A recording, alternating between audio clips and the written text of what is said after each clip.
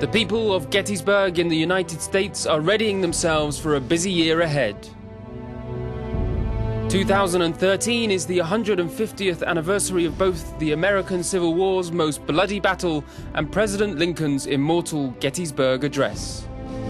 With a packed roster of battle reenactments and museum openings, the small Pennsylvanian town is expecting a swamp of up to 4 million visitors. But you will find few here complaining. I want to keep the history alive that isn't really taught in the schools anymore. I want to honor those who fought on both sides of the war. That this nation, under God, shall have a new birth of freedom, and that government of the people, by the people, for the people. Lincoln's address, enhanced here in Salvador Litvak's latest film, which blends the speech with archival photos, was actually only 2 minutes long in length.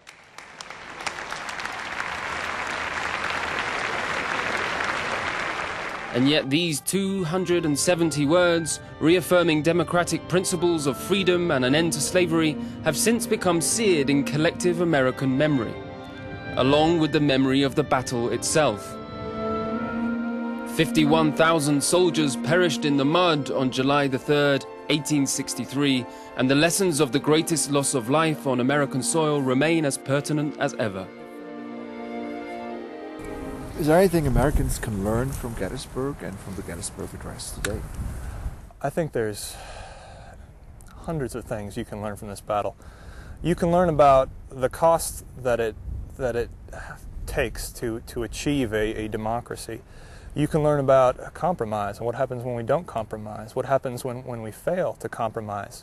February the 1st, I intend to sign the 13th Amendment. Tapping into the historical fever, Steven Spielberg's Lincoln is the latest movie to memorialize the man who led America through some of its greatest constitutional, military, and moral crises. It's either the amendment or this Confederate peace. You cannot have both. Slavery, sir, it's done. If that weren't enough already, Lincoln's assassination at Ford's Theatre in 1865 transformed him into a national martyr, endowing him with a recognition of almost mythic proportions.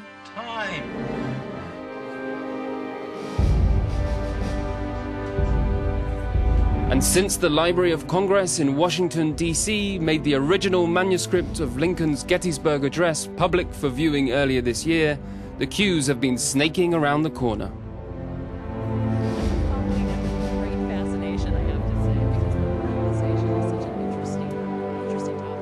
I always find Lincoln very inspiring, particularly what he was having to accomplish, what he was having to do to keep a nation together during the Civil War, to try to win as many people in the North over to the abolition of slavery as he could.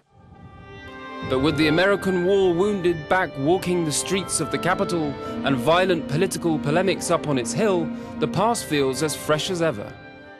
As America winds down its war in Afghanistan, the Civil War is still on everybody's mind. The Union victory at Gettysburg paved the way for the rebirth of a nation that still has a lot of wounds to heal. Stefan Grobe, Euronews, Gettysburg, Pennsylvania.